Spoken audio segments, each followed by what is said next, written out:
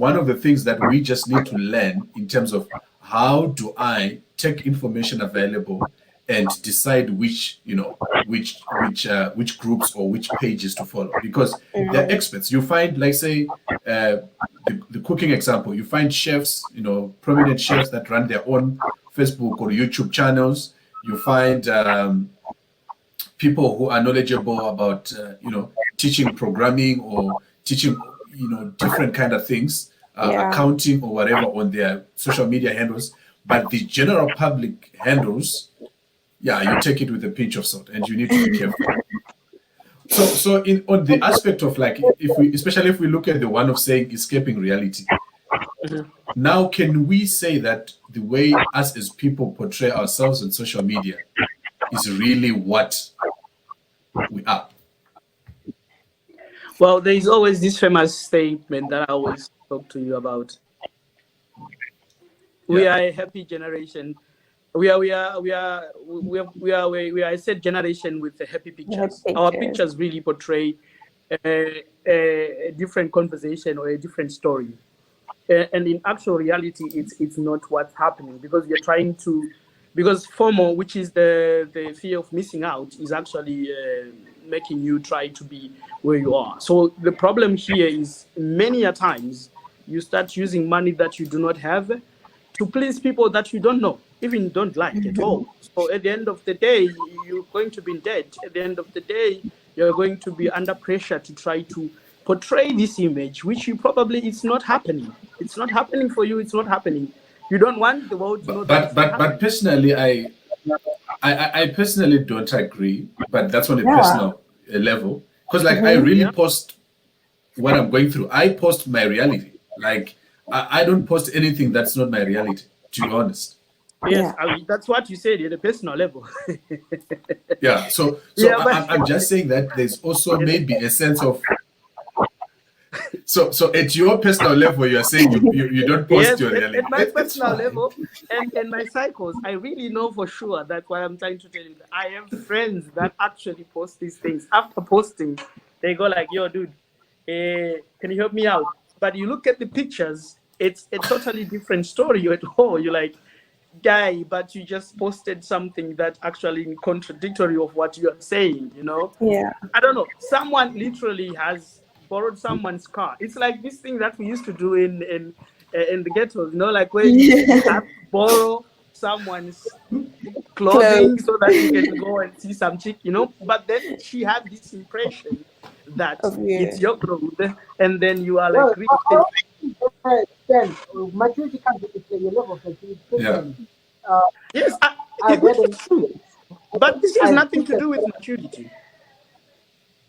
No, I mean, I had pictures that I took at one point, and I felt like I would,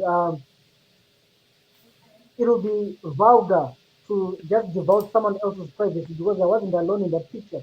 You just post it out there, So it also comes with your level of maturity in your thought processes, how you engage people.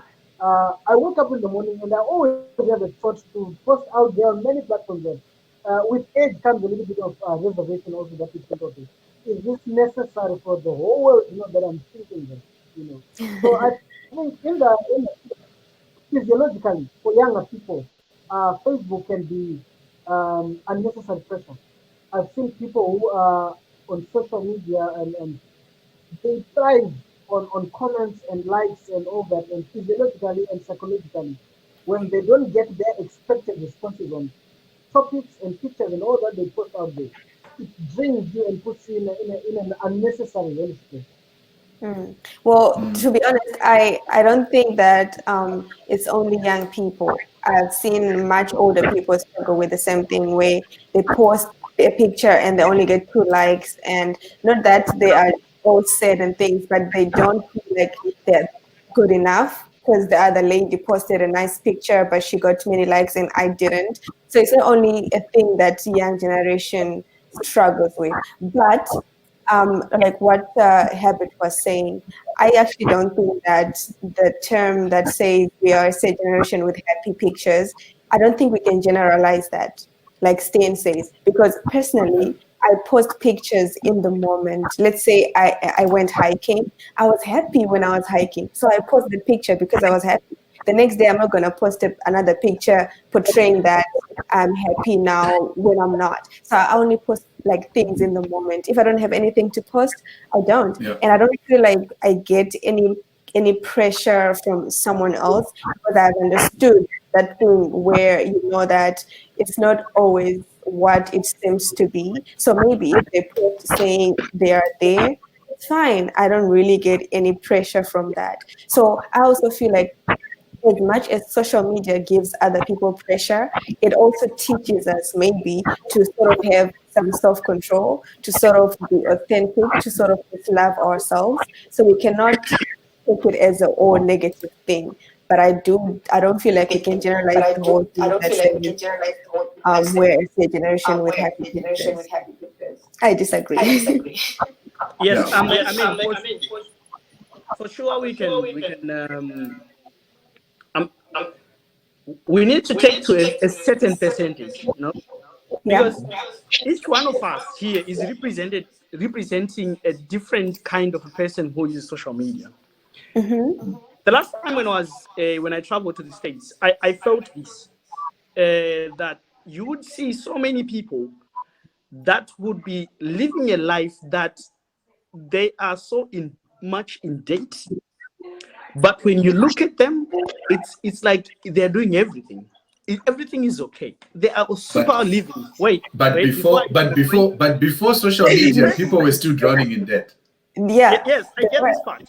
I'm saying this because before social media, the concept was still there. It's just like the time that I used to tell you that we used to go and borrow clothes before so that I look nice, you know, my friends' clothes, so that I look nice because I'm going to see a girl or something like that. So the concept was there. It's not like it started when social media was there, but it actually somehow promotes exponentially the influence that it has to people. Why? Because I have seen this, that the rate at which this has an impact on people is I've got FOMO, which is the fear of missing out. I am really missing out on what other kids are doing. So I need to be like this. So Ephraim says, I know of people who use credit cards to go and eat in restaurants, take pictures and post, check in and such restaurant. Yeah, this is true. And they drown so much. And the problem is this, if they have put this much effort and then people don't comment on their pictures, they usually, because this is what happens with Facebook, like what you said, you have one hand on the pillow, another one on your phone. The problem is this, you have not get gratification from the people surrounding you. You are trying to get it from social media. So if it does not come, it's a problem. So Ebert, you have found a supporter on Facebook, Scar Michael. She's in New York, right? So maybe because you said this is what people are doing in the States, you're saying I agree with Herbert. So I think this is a problem with people in the States, okay? Not necessarily. Statistically, when you talk about social media users, the States has quite a very high number of social media users, you know. So in terms of with relation to us, of course, some of us, we try to be decent and whatever, but the pressure that you just get, you know, you have to dress in a certain way. You have to have a certain phone. You have to have some, you cannot, you know, in Africa, you can survive with a 323 even up until now, or a tirarira phone, you know, but not in the States. It doesn't work at all. This is how I feel. Yeah, so I wanted to say, though, that personally, there are people, though, that inspire me on social media. There are people that, like, it's someone that I look up to, that I follow them just to, you know, to get and understand, you know, how do they view life, you know, what they post. There are people who really post inspiring things that I like following. And there are people that I'll give you examples that I follow for specific reasons. Like I follow Brian Tracy because Brian Tracy talks about, you know, how to learn to speak, you know, how to be effective in things that you do. I follow, you know, various pastors and men of God. I follow, you know, the likes of T.D. Jakes, the likes of Pastor Lavi, people that I know for me when usually they share comments that I inspire me. So I don't know if other people also kind of have that. Yes, I Yeah, mean, you get that where you have control over what happens on your social media platforms, and then there's also this where you're not in control of what is happening there. For example, what someone just mentioned, that there is censored information and you're looking for something and you can't find it, so that's not in your control. You also have to mention here that there are dark alleys in every occupied vacuum, pre-vacuum maybe, if I can call it that. There will always be a dark alley. I've heard of child pornography and human trafficking being increased through social media. You get people who went out abroad thinking they're going to meet modeling agents and all, and acting agents and all that, and they end up being trapped in spheres that they can't control. So you get the dark alleys of social media where you can be a victim with well intentions, and you end up in the wrong websites and get harmed. But yes, also we cannot. but how do you deal with this? You Paul, as an individual, how do you deal with this, and how have you managed to combat this? Of online trading, just because of that. Probably because of the movies I've watched in the past. So anything that was presented having an online transaction, I always took it with a pinch of salt.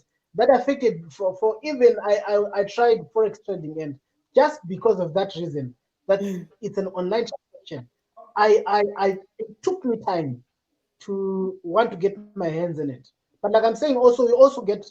I think there was a case in the States under Trump's presidency that Facebook had the role to play with Russia, with all that. I think we all read about the American election, the previous American election. So you get politicians also coming out and using data based on the things we like, things we comment about, and all that. And it's not in my hands. I mean, I see someone who is conservative on Facebook. I like their picture because, like Ken was saying, the person is a talker. So I want to follow their talking. Or a person just assumes because I follow Pastor Chris, then I think in this way.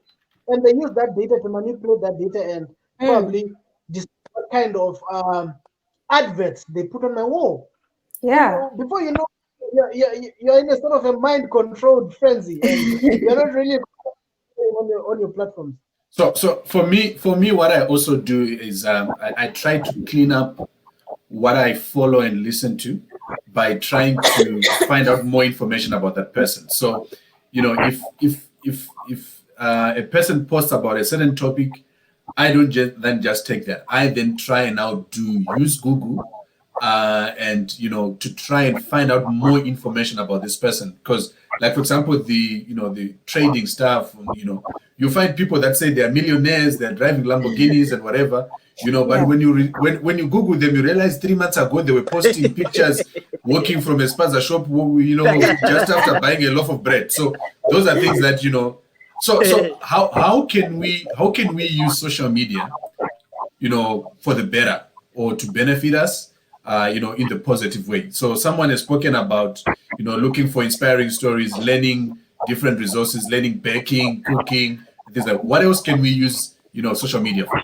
No, I would say in the context of exactly why you're asking that question. The question that probably need to be asked here is, for example, Dorcas, how do you, why would you post a picture, whatever the picture that you post? What is your motive? Okay, so why do I post a picture? Yes, and probably this will make us identify how we as individuals can use the social media, I'm sure.